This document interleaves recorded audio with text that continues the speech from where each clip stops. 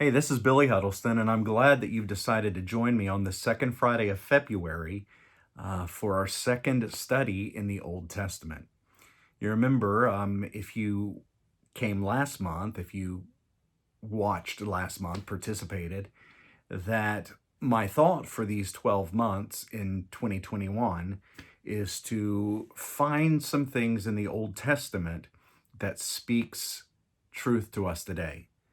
We have a tendency so often to ignore the old, and we really should not do that because in the old, we can find something new for us that can help us in our journey with Jesus. And what I'm going to share with you tonight is one of those passages that have done that for me. It was a couple of years ago, and I was kind of discouraged. I get there every now and then, and I'm sure you do too. And I ran across these two verses in Exodus chapter 13 to be exact. Now, some of you I know, when you hear me mention Exodus chapter 13, if you've been with me over the past years in revival, you may have heard a sermon that I preached that I entitled The Long Road Home or The Long Road to the Promise. I'm not going to preach that to you tonight. That's not the purpose of this video. But I want us to see how these verses can speak to us in the way God worked with the children of Israel. And I believe that in that we will find something new that can encourage us today. Exodus chapter 13, verses 17 and 18. Then it came to pass, when Pharaoh had let the people go, that God did not lead them by the way of the land of the Philistines, although that was near. For God said, "Let's perhaps the people change their mind when they see war and return to Egypt."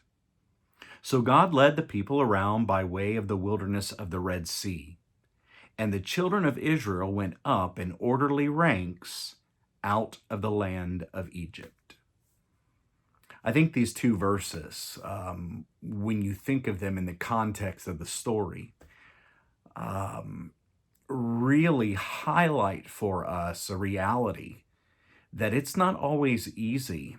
In fact, I'd probably say most times it's not easy to follow God's way for our life, to follow God's will, or in a New Testament context, you could say it's not always easy to follow Jesus.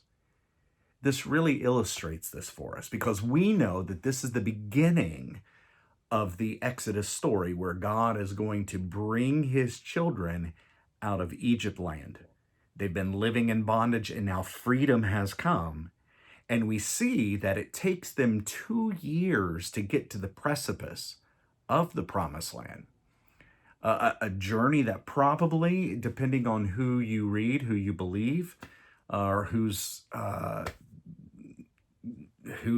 opinion you value, should have maybe taken a few days, or maybe at the most a week or a couple of weeks, but not 2 years. And then we see them there when they're on the edge of the promise. And this is so powerful to me, but when they're on the edge of the promise, because of their fear, it takes them another 38 years to cross over into what God has already given them. A total of 40 years before they received the promise that God made. In fact, some who began the journey didn't receive that promise. They weren't able to see the promised land. And I know, you know that when you look at that picture, I don't think you can say that it was God's plan that it take them that long. I don't think he intended for them to wander in the wilderness. It was because of their disobedience that had happened. But you also can't deny the fact from the two verses that we read together that even though he didn't intend them to be there for 40 years before they entered in, you can't deny that God did delay the plan of getting into the promised land, not by years, but we watch, as the scripture told us, and this is so incredible to me, he didn't take them on the shortest route. Instead, we see him as he chooses to take them on the long path, the long journey to the promise that he's made.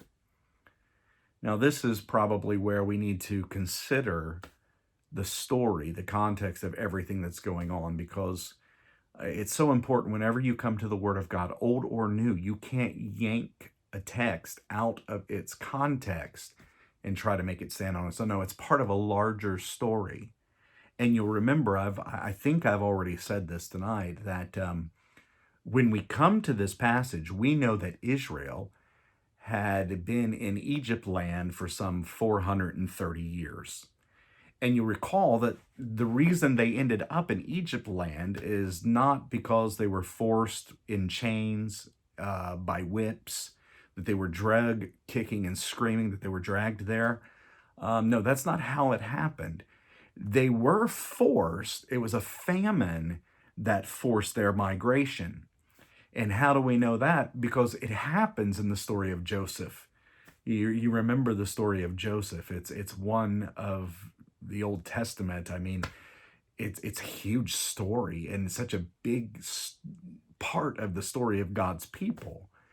You'll recall that Joseph, who was the favorite of his father, and you want to talk about not being easy to follow God's plan. I mean, think about this guy. He's the one who's the dreamer. He's the one that God has placed this in his heart, but unfortunately, he's not very smart because he tells his brothers all these things, and his brothers already have something against him. I mean, their father is doting over him and all that sort of thing, and so they're already sick of him. He's the favorite, he's the baby, and now he's talking about how he's going to be better than all of them. In fact, how they're going to bow to him, and so they decide they're going to get rid of him. And so we watch him. I can't tell the whole story, of course, but we see him as they throw him in a pit. They're going to leave him there to die, but then they see a band of strangers going by, and they take this opportunity to sell him into slavery. And then we watch that because of that, he ends up in the palace. He's a servant of Potiphar. He finds favor in Potiphar's eyes.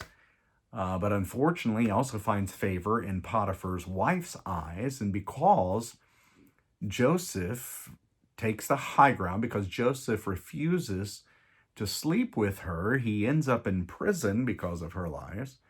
Meets some men down there, you remember, the baker, the candlestick maker. Okay, I can't make these jokes on it won't work, but you know, the cupbearer and all that, and they're having dreams, and Joseph interprets them. Turns out okay for one of them, the other one loses their head, and when the one gets out of prison, he says, "Hey, remember me?" But he seems as though he forgets until Pharaoh, I'm doing a poor job of telling this story, but Pharaoh begins to have some dreams, and the guy says, "Oh, I remember this guy in prison." They go and get Joseph. They bring him out there. Joseph interprets Pharaoh's dream, and of course, it's all about the famine that's coming. They begin to prepare. He finds favor with Pharaoh, and we see, as Andrew Lloyd Webber would say, he becomes Pharaoh's right-hand man. They prepare for the famine, and now we watch as Joseph's brothers aren't prepared. And we see them as they make their journey to Egypt in order to get some grain. But while they're there, Joseph knows who they are, but you'll remember they don't know who Joseph is. And this is that point in time where Joseph really could have lowered the hammer. This is that point in time when Joseph could have paid them back for everything that they had done.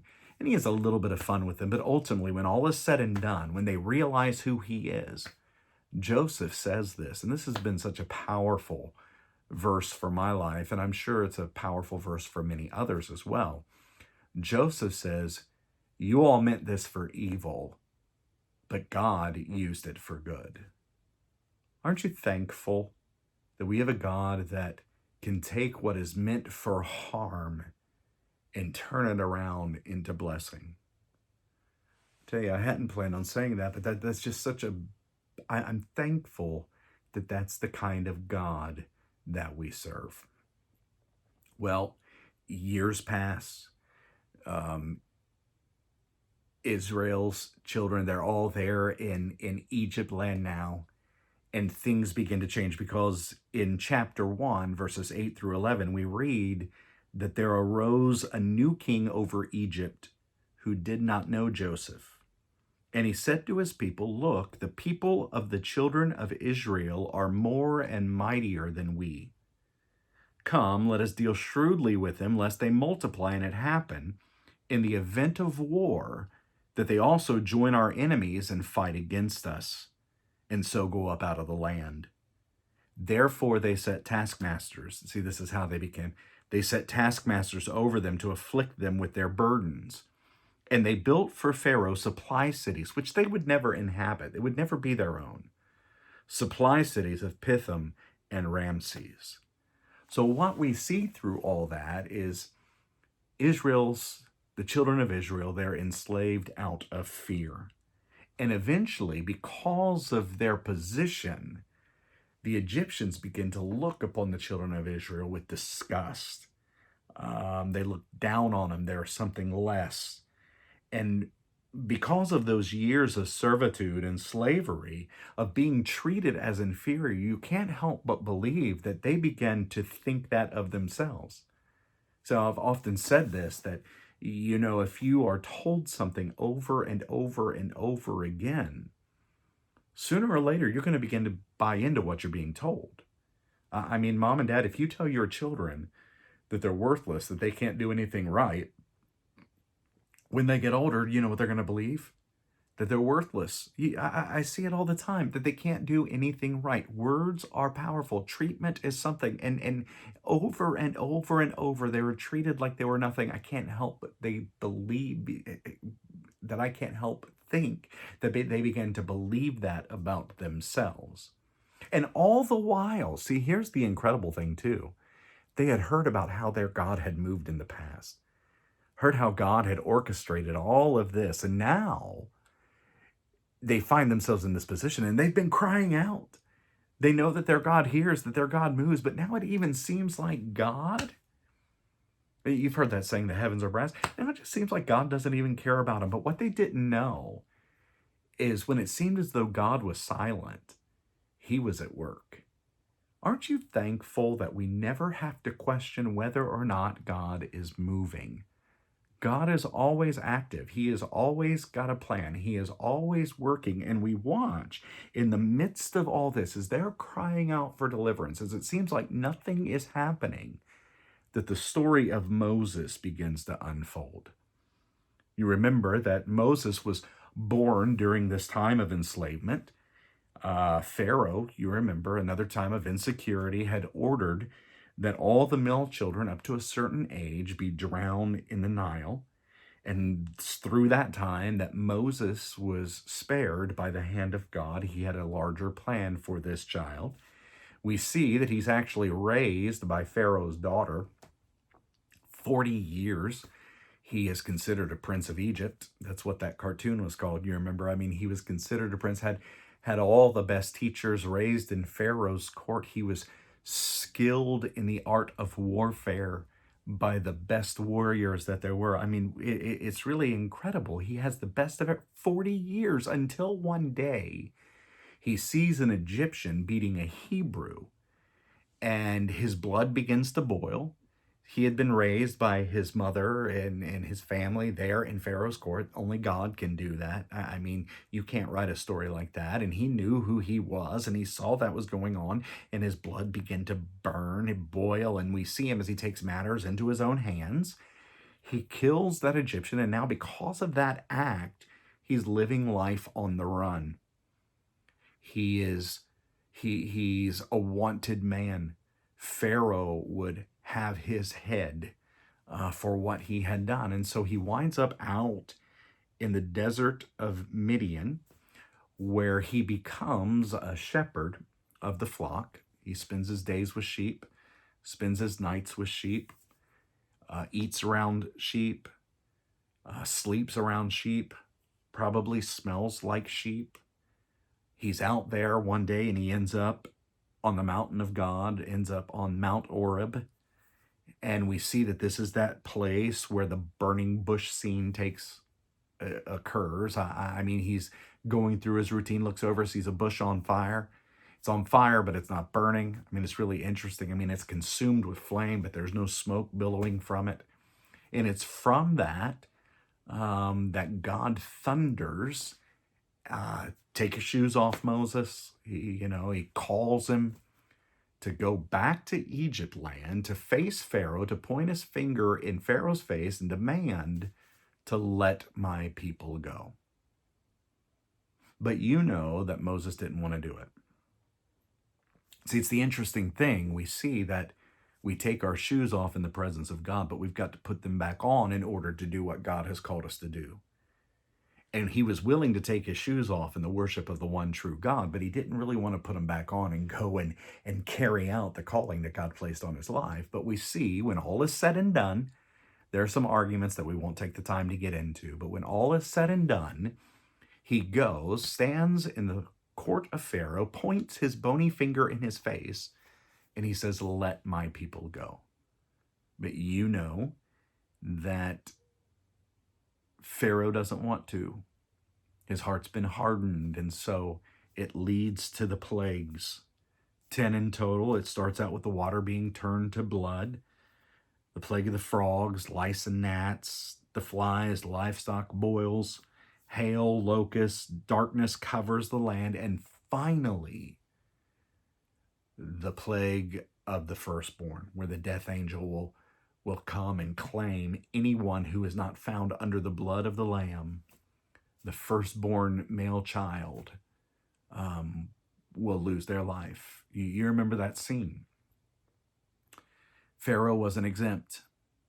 We see that he loses his son that night, and that seems to be the breaking point. You can hear him as he yells through the palace, get him out of here, let him go. And we see that freedom finally comes, and God is going to lead his children. See, they're not doing this on their own. This isn't anything that they have done. It's not even really anything that Moses has done. God has done this. He is going to lead them out of Egypt land, and they had a very tangible proof of his presence. You remember, there was a pillar of cloud by day and a pillar of fire by night. He was constantly before his people. It was a great reminder of his presence. Should have been a reminder that he had always been with them, and he will always be with them, that they just need to follow where he leads. But even though he is the one that's leading them out of Egypt land, he doesn't take them on the shortest route. And I don't know how your mind works. I don't know if you ponder. I don't know if you read past or if you analyze. I'm analytical. I drive myself crazy, so I know that I drive other people crazy. I don't know. But when I think about everything that they had gone through, 430 years in Egypt land, crying out over and over, and yet seemingly God did not care. When I see him as he takes them on the long road, the wilderness road by the Red Sea to the promised land, when there was a quicker way to get there, I want to say, that's the plan. God, you're leading them. Why would you take them on the long road? I actually want to say, don't you know what they've been through? And it's at that point that I want to slow down for a minute and just say, of course he knew. And because he knew, he took them on that road. He took them on that path. See, everything that they had gone through, God was aware of. Every cry that had gone out, all those years as slaves that had weakened their perspective of who they were, of who he was to them. That weakened self-confidence, God knew, and because of that, he took them on that road. He knew what they would face. You do remember when we see that there is a shorter journey, it goes by the way of the land of the Philistines. So in other words, they would have to go through Philistine land in order to get to the promised land. And the Philistines, I mean, we don't have to, you're the kind of people you've chosen to be here. So, I mean, we don't have to spend a lot of time there. Every, thorn in the flesh story that we learn in Sunday school, the Philistines are a good part of those. David and Goliath, Samson and Delilah, all those sorts of things. I mean, they were always there, and they're a warrior people. They're not just going to say, okay, pass through. No, they're going to see these millions upon millions of people coming their way, and they're going to view it as an army. And they're going to take up arms, and they're going to fight for their land. And God knew that if they faced a fight, this is not an army. Were slaves, beaten down. And God knew that if they were to face this army, that they'd turn around and go back to captivity in Egypt. And I've often said, that doesn't make a bit of sense to me. I think I would rather fight for my freedom than to live out my life in slavery. It's probably because I'm Western, probably because I'm American, but I would think that, but their tendency was to return right back to what they came from. And in fact, you'll remember, I do want to tie this in so you can see the story. That's really what they chose to do, or that was the sentiment in Exodus chapter 14, verses 10 through 12. Now you remember the scene. The Red Sea is before him, mountain ranges on the side, and Pharaoh's army is approaching from the rear. And this is what the scripture says. And when Pharaoh drew near, the children of Israel lifted up their eyes, and behold, the Egyptians march after them. So they were very afraid, and the children of Israel cried out to the Lord. Then they said to Moses, because there were no graves in Egypt, have you taken us away to die in the wilderness? Why have you so dealt with us to bring us up out of Egypt? Is this not the word that we told you in Egypt, saying, leave us alone, that we may serve the Egyptians? For it would have been better for us to serve the Egyptians than that we should die in the wilderness. So God knew what they would face. And because of that, he took them on that path. He knew what they had been through. He knew what they would face. And I would say because he was preparing them for what was to come. Have you ever noticed that nothing is wasted with God? All the while, God was forming them into the people of God. And I just want to remind you of this. I don't know what this will do for your thought process, but remember, this was not God's plan that they wander around for 40 years. But even in their disobedience, don't you like, even in their disobedience, God was at work. That's incredible to me. Nothing is wasted with God. All the while he was forming, he was developing his character within them. They were learning who he was. They were maturing in their relationship with him. It was a time of preparation for their own good, even in their disobedience. I just think it's beautiful. Nothing is wasted with him. And I want to just challenge you. I'm not going to take the time to read it. But in Exodus chapter 23, verses 27 through 30, it's a different setting. They've crossed over now, and they're ready to take the promise. They're ready to get what God had promised them. But in those verses, God says, no, and think about the picture. They've been waiting all this while, and now they're finally there. They've crossed over. They're receiving the promise, and God says, I'm not going to give it to you all in a year. I'm not going to give it to you all at once, because if I did, you couldn't handle it. The enemies, the animals would become your enemies. The field would become overgrown. You can't do it. So little by little, I'll give you the promise until you're able to fully receive it. Please go and read that, Exodus chapter 23, verses 27 through 30, because we see often in our lives, I don't know how it is with you, but I know with me, there are goals that I've had, there are things that I've wanted to do, and yet they seem so far away and it's not happening. And I watch other people and I see how God is working with them, and I want to say, hey, God, what about me? I've been doing this. If I could just have this. And see, here's the thing. If we got what we prayed for all at once, it would destroy us. God uses all those things to prepare us for what's to come. And that, even in their disobedience, is what he's doing with the children of Israel. And through it all, God would reveal his constant presence, that he was with them. It's really a beautiful reminder if you get into the whole story. He's showing them they never have been, they aren't now, and they never will be alone. Just as he promised Moses to go with him, he will go with them as well. That's why he took them on that long journey.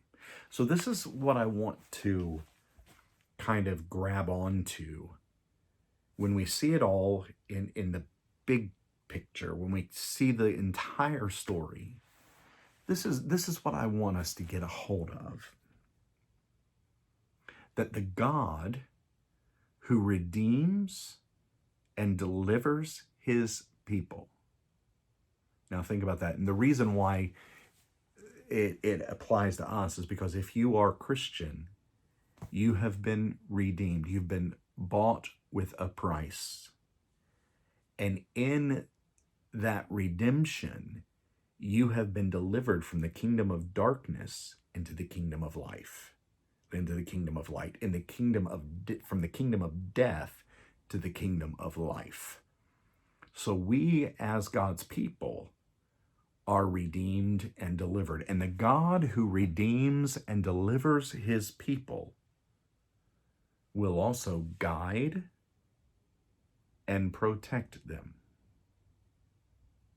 I'm thankful for verses found in the Old Testament that when you find yourself at a place where you don't know which way to go, if you listen, you'll hear a voice from behind saying, this is the way, walk in it.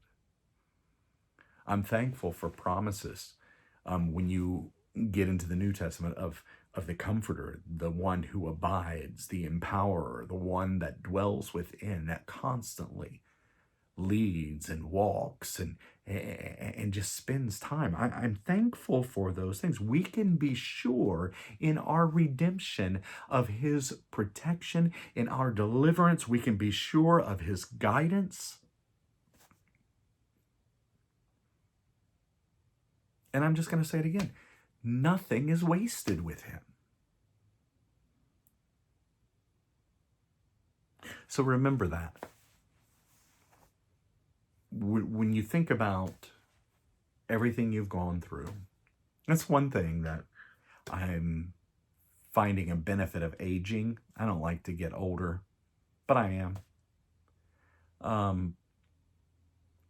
One of the benefits of aging is being able to look back and to see how God, at times when you didn't know what was going on, when you couldn't see, but you look back and you realize God was at work. And you can be sure wherever you find yourself today that he is at work. Just remember the God who has delivered and redeemed you will also guide and protect. Why? How can I? because he knows where you've been. Every cry you've ever made, he's heard. The times you've laid in your bed at night and you've soaked your pillow with tears, tears that you thought nobody saw, he did. Those lonely moments, he's walked with you. He knows where you've been, so you can trust him. He knows where you're going. He knows what you're going to face. I mean, this is one of the most incredible things to me, is that when I remember that he was with me yesterday, I can be sure that he's with me today.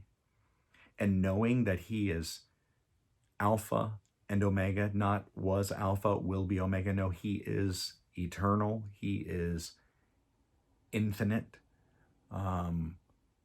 He is beginning. He is end. So if he is in my yesterday and is with me today, I can be sure that he's already in my tomorrow. And knowing that he's already in my tomorrow, I can be sure that he's already worked out this circumstance that I don't know how it's going to work out. This need is met, that I don't see how that need is going to be met. I mean, I can be sure of his presence because he has been so real yesterday and today. So why would he not be tomorrow? He knows what we're going to face. Boy, if we would get a hold of that, we would sleep better at night. There's no question there. And I dare say, everything that we're going through is making us into the people that we're becoming. He knows what's coming, so he's preparing us for what is to come. If we'll allow him, he'll form us. He'll develop his character within us. He'll teach us. We'll mature in him, preparing for what he has for us at his pace. And that's the hard part. But through it all, I think, like the Israelites, we can be aware of his presence. He is with us.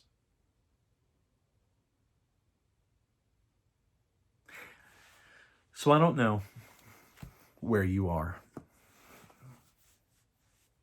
but I know him. And I know his character. And so no matter where we may be, let's trust him. Because even if it seems as though we're on the long road to the promise, when we follow him, it'll be the right road.